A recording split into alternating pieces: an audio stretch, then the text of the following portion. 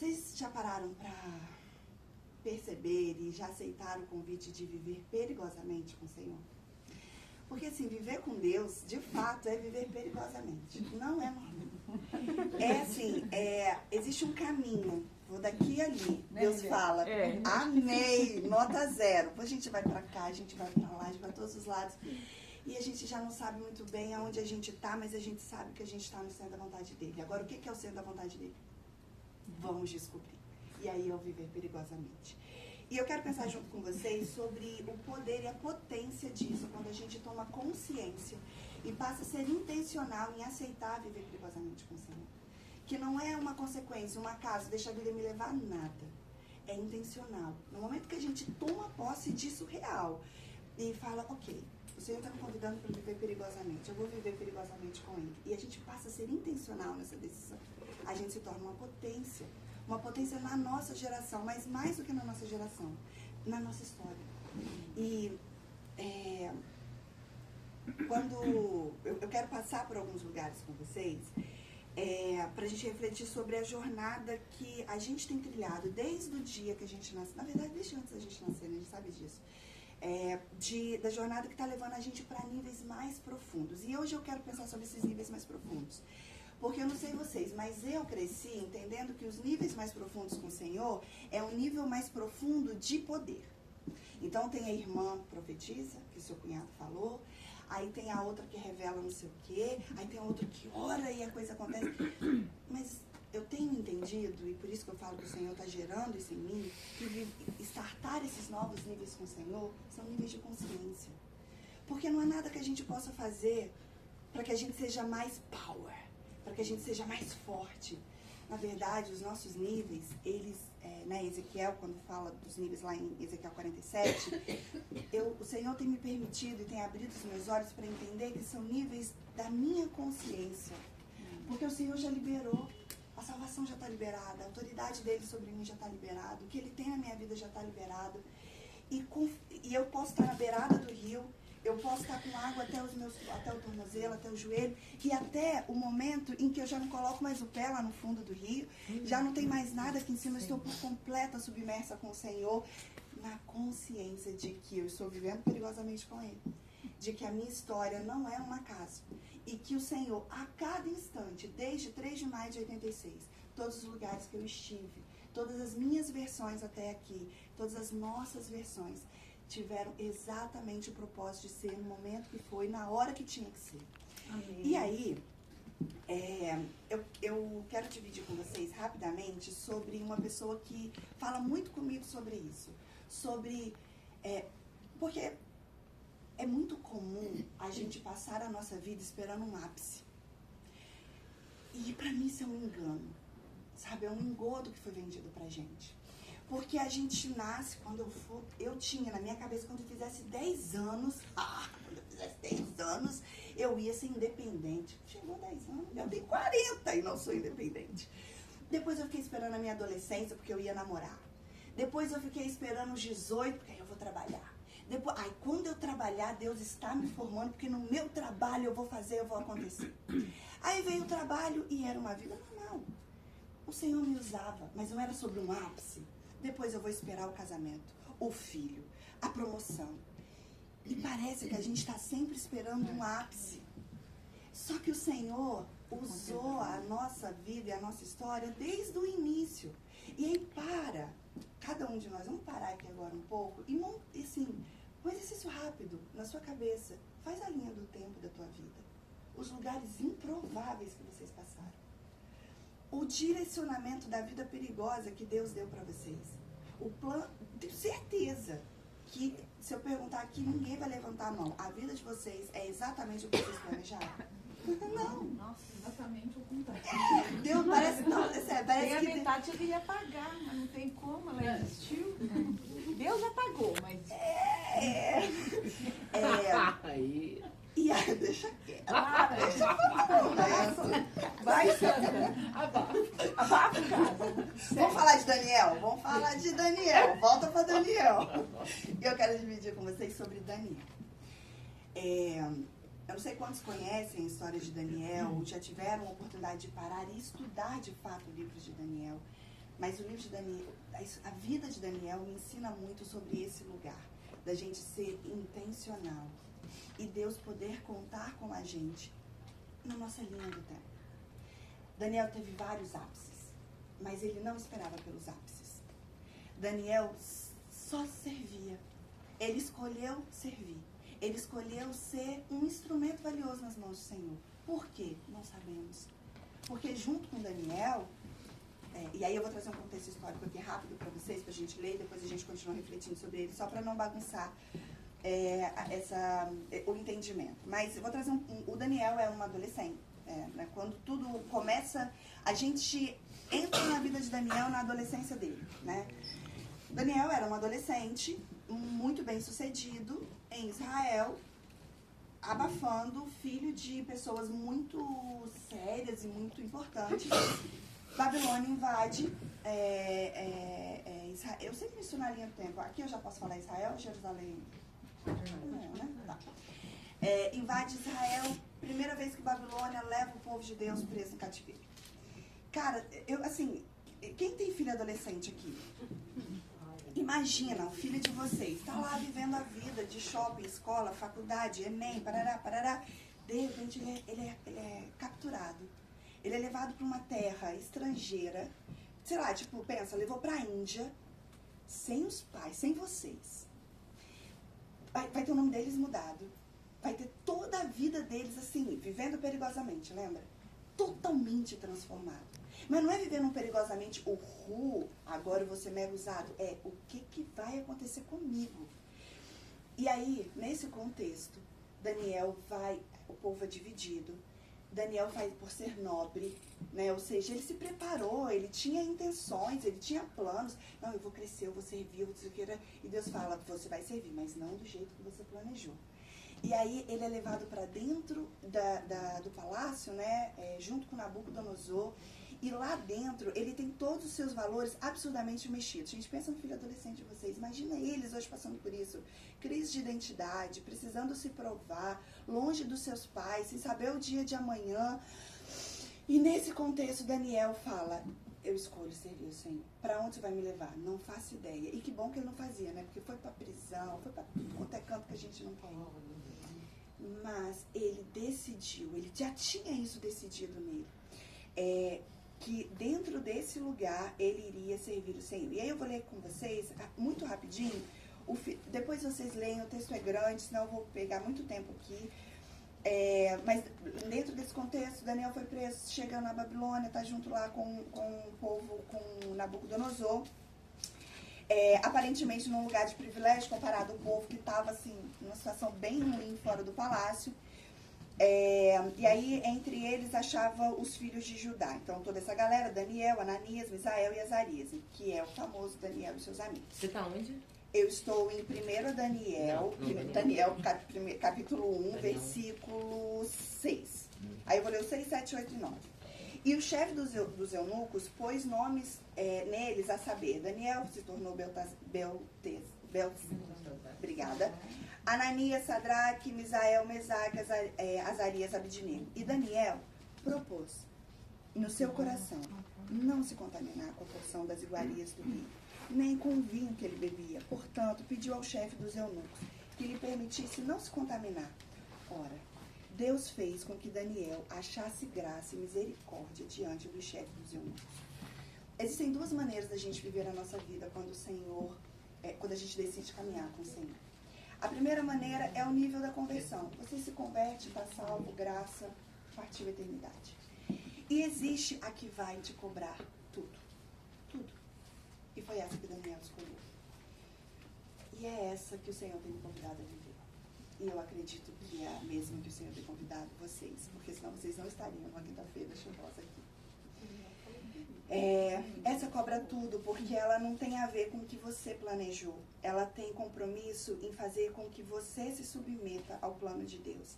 E ao privilégio de ser o plano de Deus no seu tempo, da sua casa e da sua era. Isso é viver perigosamente. Naquele momento, aos nossos olhos, Daniel era um menino mimadinho, mas aos olhos de Deus, ele já era quem Deus podia contar com ele. Deus pode contar com a gente, de verdade. Quando ele muda tudo. quando a gente, porque há um lugar entre Deus, eu quero servir a segunda via. Eu quero caminhar perigosamente aonde vai me cobrar tudo. Aí Deus fala, quer mesmo? Só quero. Aí quando ele fala, eu não quero, Deus, o que está acontecendo? Deus, deixa eu voltar para cá, onde é confortável, onde é gostoso, e paro aqui. Esse em duas formas. Saber, deixa nesse momento, de verdade, assim, a nossa história vinha até nós, assim, e você vai conseguir ver que o Espírito Santo vai permitir agora você talvez ressignificar a sua história que parece que não tem sentido. Sabe assim, por que eu fui pra lá? O que eu tô fazendo aqui? Por que essa profissão? Por que isso no meu casamento? Por que isso na minha saúde? Por que isso com os meus filhos? E aí, quando a gente muda a perspectiva e coloca essa perspectiva sobre eu sou o plano por onde o Senhor me enviou, as coisas falam, calma, pera. Então tem um porquê por trás de tudo isso. Isso não é papo de confortar e deixar a nossa alma quentinha. É real. O Senhor, Ele não brinca de ser Deus. Ele sabe exatamente cada história que tem aqui. E Ele sabe exatamente o que Ele está fazendo quando Ele está cruzando as nossas histórias. Quando Ele está fazendo, nesse tempo, o nosso ponto de interseção. A minha história com a sua com a sua com você. Ele sabe o que Ele está fazendo. Ele sabe o que Ele gerou em nós até agora. E por que Ele está juntando a gente nessa estação? É claro que isso não anula o nosso livre-arbítrio, as dores da nossa história. Não é sobre isso. Mas é sobre o Senhor não perde a oportunidade de ser soberano sobre a nossa história. E se a gente para pensar, né, Daniel ele foi preso com 17 anos. De 17 a 20 anos ele passa por um treinamento forte de fidelidade. Aos 20 anos ele começa interpretações ali, o ápice ali em 20, 25. De 25 a 30 anos, nossa, 30 anos, ele subiu ao poder. 30 anos, cara, mas já tinha passado 15. De constância, vivendo perigosamente, sendo esquecido, longe da sua família, sem saber o que aconteceu com mãe e pai, recebendo notícias de que o povo dele, fora do palácio, tinha sido submetido à escravidão. E a escravidão que eles... Enfim, não vou entrar nesse aspecto, senão a gente não sai daqui. Daniel, desde os 17 anos, não tem relato, aí me corrijam se eu estiver errado nisso que eu vou falar, mas até onde eu conheço, não tem relato de Daniel ter retornado para a terra dele. Uhum. Daniel se gastou por inteiro naquele lugar, numa terra estrangeira, servindo um povo que não era o dele, com os dons e talentos que ele, na cabeça dele, planejou que seria usado na terra dele, para cuidar do povo dele. Deus pegou a história brilhante dele e falou, amei, nota 0, jogou fora e construiu outra. E ainda assim, ele foi fiel a essa história. Ainda assim, Daniel chega pra gente hoje. E Deus tem uma frase que eu gosto muito, e quando tá difícil pra mim, eu trago ela pra mim, que é uma frase da Teresa Ávila, que diz assim, Deus, se é assim que você trata os seus amigos, não me espanta que você tenha tão poucos. Essa frase mexe muito comigo, porque apesar de tudo e apesar de mim, será que eu sou capaz de continuar sendo amiga do Senhor? Ele olhar pra mim e falar assim, não, com a Poliana eu posso fazer, porque ela não vai me abandonar, ela não vai me deixar, porque eu tô rasgando pela 59ª vez o plano dela. Ela vai permanecer. Isso muda tudo, porque a nossa resiliência vai a outro lugar. Lembra dos níveis de Ezequiel 47? Talvez a água esteja chegando nos joelhos, mas tem muito mais pela frente. Mas a gente já avançou, a gente já saiu do nosso ponto inicial. E não é sobre, de novo assim, não é sobre viver a vida esperando um ápice. É sobre viver uma vida sendo constantemente disponível para o Senhor. No meio desse exílio, no meio de toda essa história, enquanto Daniel estava no palácio, surge Ezequiel. Ezequiel também um profeta do Senhor. Na mesma história, na mesma dor, o povo no cativeiro. Daniel sendo usado pelo Senhor para influenciar os tomadores de decisão. Deus levanta Ezequiel, também uma história louquíssima, que ninguém... Porque assim, é lindo ler sobre Ezequiel, mas de verdade, quem aqui ia querer ser Ezequiel? Você olha e fala, cara, o cara ficou deitado com a cabeça no chão, com o povo passando em volta num ciclo muito louco. Você fala, eu não quero ser essa pessoa. Mas ele já não tinha mais compromisso com ele. Ele tinha a plena certeza de que viver com o Senhor é viver perigosamente. E que ele queria se gastar. E eu imagino Daniel e Ezequiel no momento de somar as forças, porque a missão era uma só. Sustentar o povo, tirar tudo aquilo que estava de dentro deles. A gente sabe que o exílio, a gente sabe que por onde o povo passou, não foi por maldade do Senhor. É porque tinha muita coisa que eles precisavam ser ressignificados, eles precisavam ser tratados. Era muita coisa que tinha deixado entrar, mas ainda era o povo de Deus. A nossa família ainda é a família do Senhor. Amém. Amém. O nosso ministério, os nossos amigos, o ambiente profissional, a nossa rua. E quando a gente vai falando, parece que é uma coisa distante, mas só é distante porque a gente não assume o nosso compromisso. Porque não era para ser distante. A nossa família continua sendo exatamente onde a gente deveria estar. E alguns de nós vão estar no lugar de Daniel, influenciando pessoas que vão tomar decisões que vão impactar na vida de muitos. Outros vão estar como Ezequiel, junto com o povo, no mesmo cenário de escravidão. Cuidando, falando, exortando. Eu imagino assim, Ezequiel sendo aquele cara, trazendo para os meus dias, né? O gás acabou, chama Ezequiel. Ai, fulano, meu filho virou o pé, tem que levar na UPA. Aqui em São Paulo é UPA também? Tem que levar na UPA. Chama Ezequiel. Na minha cabeça, Ezequiel é tipo aqueles... aí tem a ver com a minha história, né? Sempre foram assim, aqueles nordestinos que andam sem camisa, que é meio bravo, baixinho, mas que ajuda todo mundo. Na minha cabeça, Ezequiel era meio essa pessoa, assim. Só que de poucos amigos. Porque ele era peculiar. Mas ele era exatamente o que ele precisava ser. Porque, gente, se fosse uma pessoa assim... Se fosse... eu vou usar um... Eu não sei, provavelmente vai ter... Não vou usar isso, não. Se fosse um Mauricinho... não ia.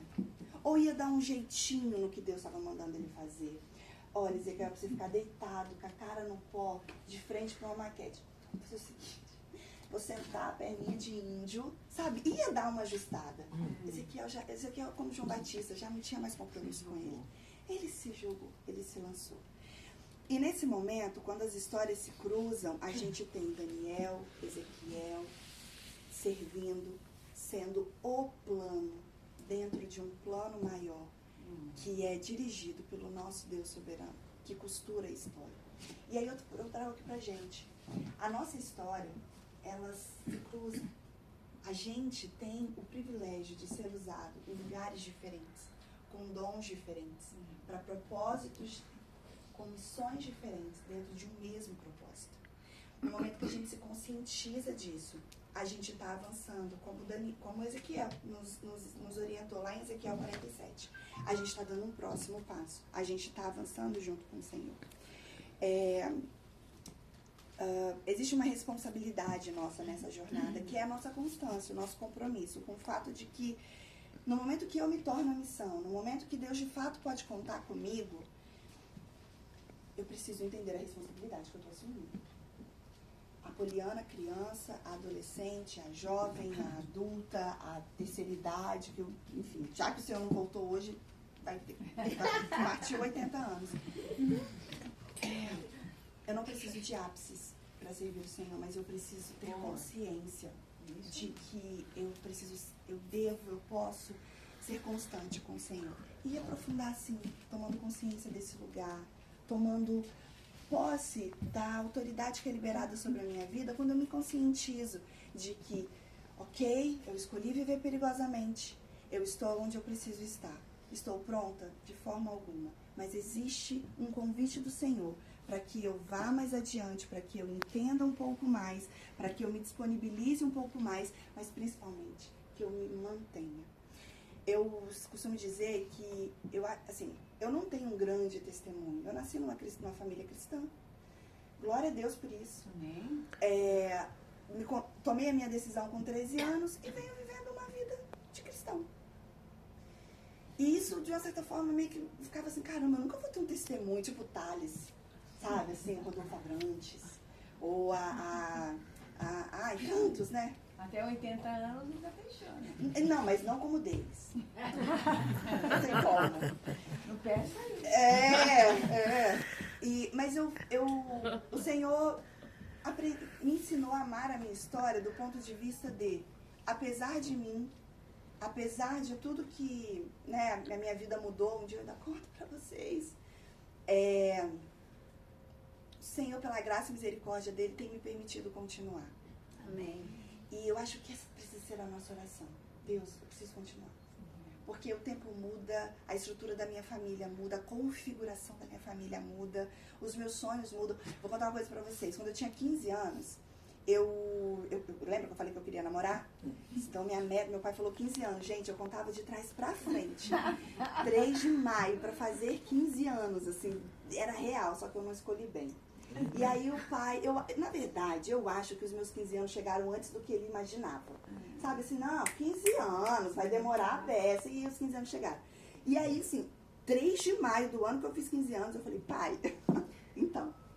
Combinado? Combinado, não sai caro. E ele falou, não sei o quê, não deixou. Depois ele deixou. Eu fui pra dentro do banho, da despensa, que era uma despensa que a gente tinha na casa, chorando, assim, minha vida tinha acabado. E eu pedi a Deus que me matasse. Que ele me levasse. Que dramático. Se vocês verem... Não tinha nem se apaixonado ainda, né? Mas já tinha escolhido? Tinha! Claro, eu contava de trás pra frente, com 14 eu comecei a avaliar currículos. Não, tava tudo planejado. Tudo. Só que assim, vocês imaginam eu no ápice da minha maturidade dos 15 anos, a escolha que eu fiz. Não era aquele sonho de primeiro genro.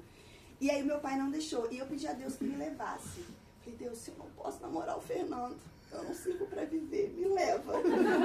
Eu imagino Deus olhando e falando,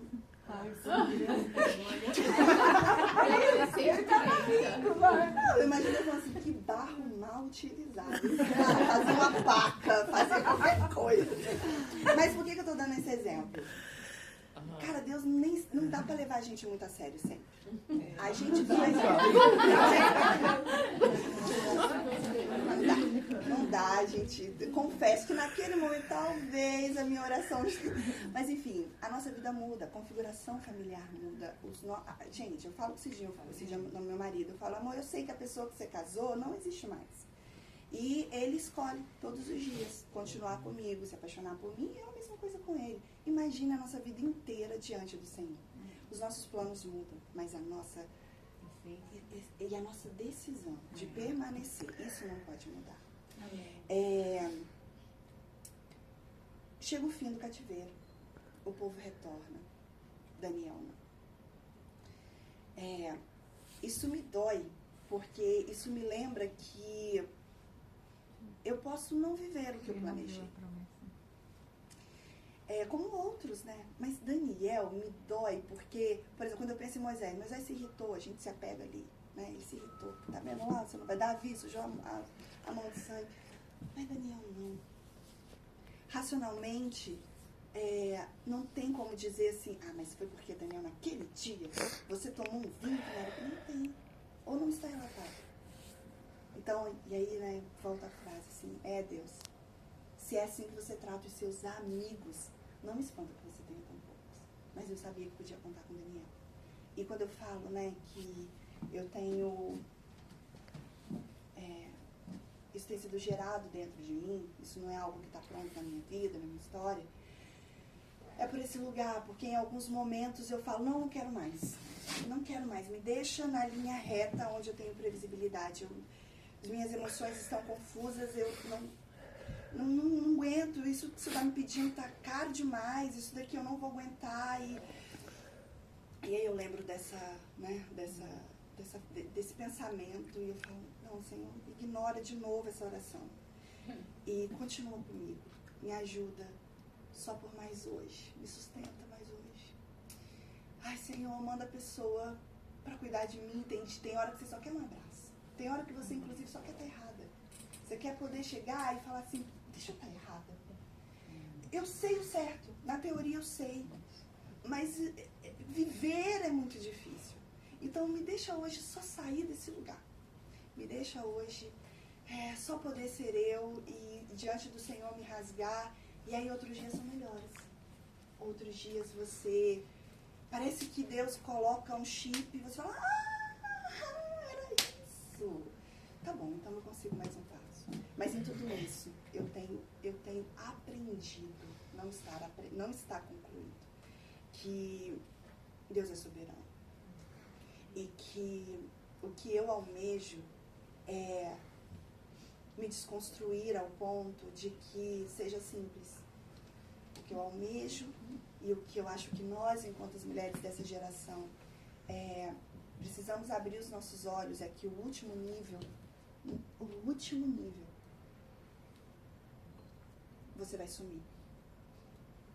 Porque até que você esteja por inteiro submerso, é possível olhar e ver você. No momento que a gente está por inteiro, acabou, não existe mais, é só água, não se vê mais. Não se vê mais você. Não se vê mais os seus sonhos, os seus planos, que tem a sua cara. Porque agora você está por inteiro disponível para se gastar para o Senhor. Amém. Está por inteiro para que Deus possa contar com você. Independente do preço. Então, a minha oração é que a gente seja mulheres verdadeiramente fortes, porque a gente está numa geração em que a força da mulher tem sido ressignificada num lugar muito perigoso. E não é mentira que nós somos fortes, mas não é da força da Mulher Maravilha que o Senhor nos chamou para ser. Mas que a gente seja forte o suficiente para que a gente continue com o Senhor, até que a gente esteja por inteiro submersa e olhar para nós, já não saiba mais aonde eu estou, porque, e eu encerro aqui, para e pense, se todas nós que estamos aqui hoje nessa sala, pela graça do Senhor, conseguíssemos chegar no nível de estar por inteiro submerso em um rio da presença do Senhor, quem está de fora e olhasse para esse rio, não saberia onde uma começa e a outra termina. Aonde eu estou? Quem sou eu? Quantas estão dentro desse rio? Só seria possível ver o rio. E esse rio é a presença do Senhor. Amém, Jesus. Amém. Glória a Deus.